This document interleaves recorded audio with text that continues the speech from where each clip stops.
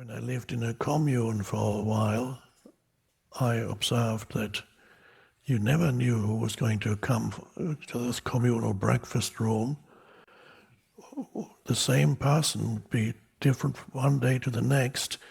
One day this lovely, totally present person was entering the breakfast room, and the next day, that person's a little monster was suddenly there.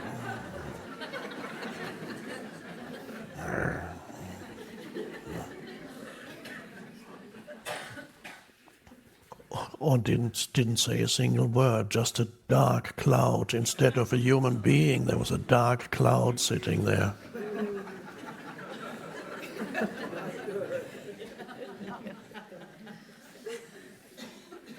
Don't talk to me, come.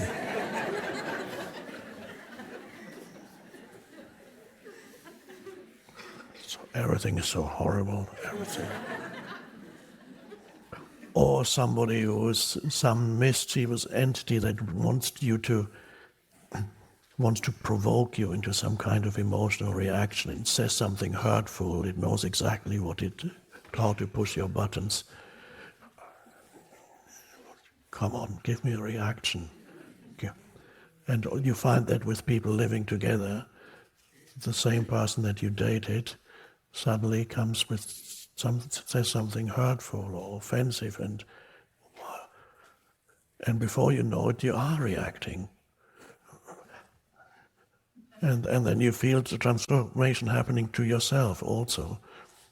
And suddenly two completely different humans are there, and they're not happy, but they are enjoying their unhappiness.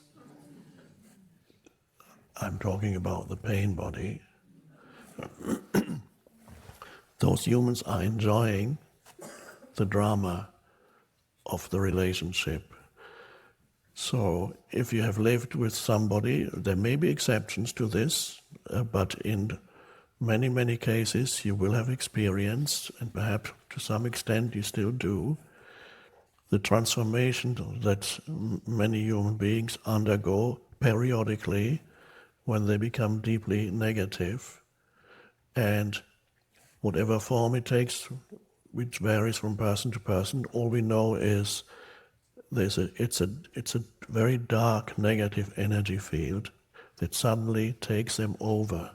They are taken over by something that they seem to have no control over. And that's a shock when you first notice that in your partner, and now you've committed yourself. You've already signed the marital contract, or at least you've signed a rental agreement together, and suddenly you have serious doubts about this person. And it could be that you did not remain conscious when this person was taken over by the unconsciousness, because the unconsciousness that we call the pain body probably succeeded in provoking you so that you yourself got taken over by a similar energy field. You could not sustain presence because the onslaught of a pain body can be very powerful. And so before you know it, you're acting out relationship drama, shouting at each other, whatever, or saying the most hurtful things, and you're doing it to each other. And why is that? And why? First time it's a shock, and then after a while you make up and say, "Oh, okay, it wasn't so bad." And then a couple of weeks or whatever later, this happens again. And it could even be that this time you initiate it. It's not impossible.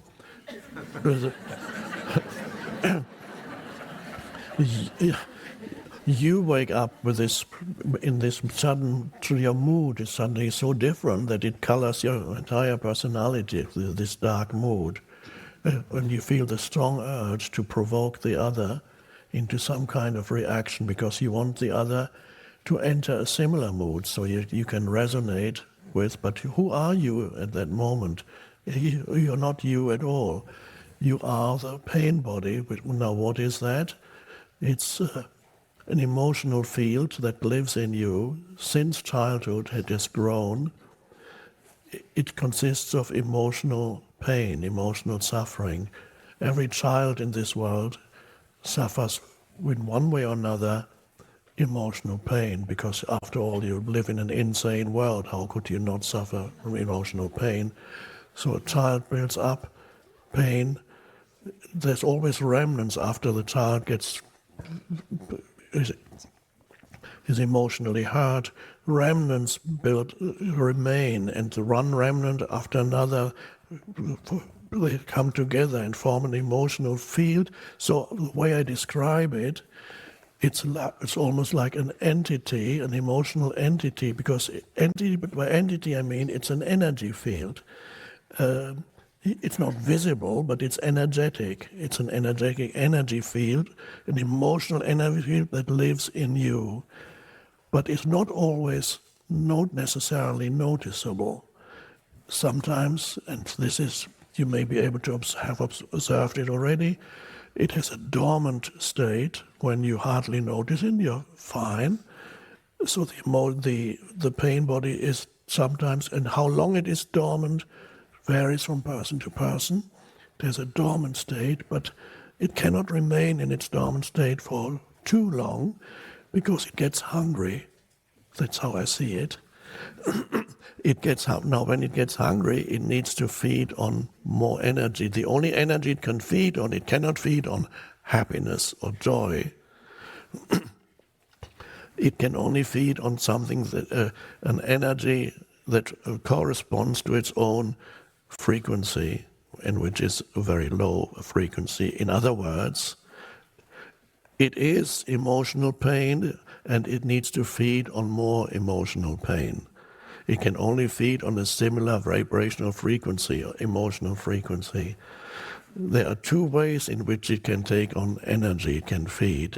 It can use another person, and when it uses another person, this thing, let's look at it as a little entity that lives in you, and this thing it borrows some of your intelligence, and it's very clever, because the first person, it will attempt first of all to use a person it lives with, the person you are closest to you. Might attempt to use this person to feed, or how does it feed?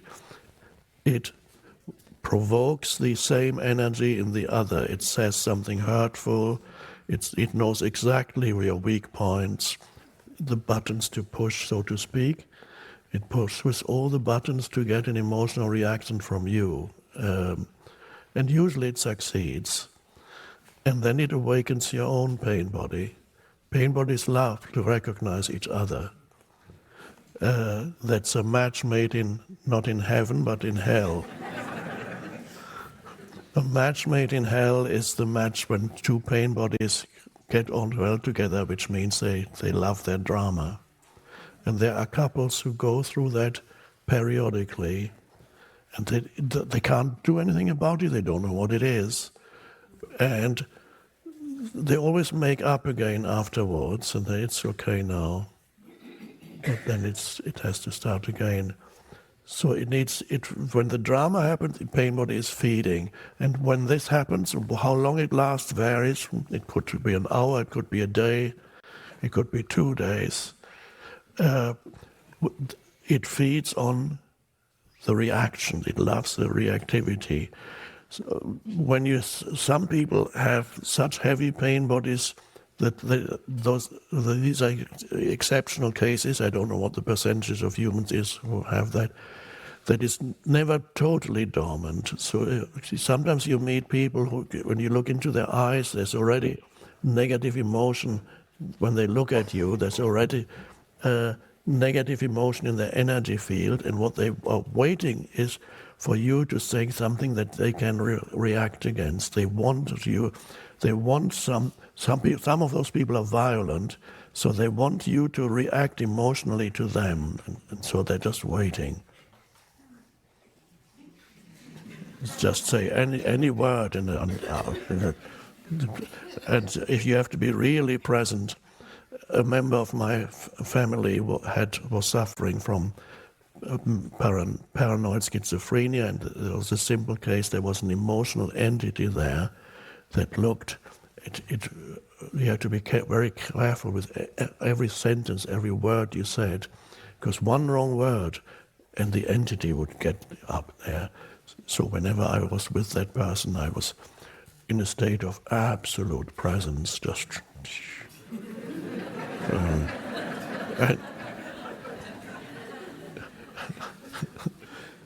And, the thing couldn't come up, it couldn't do anything. So you're not holding it, it's just the light of presence. It cannot come into the light of presence.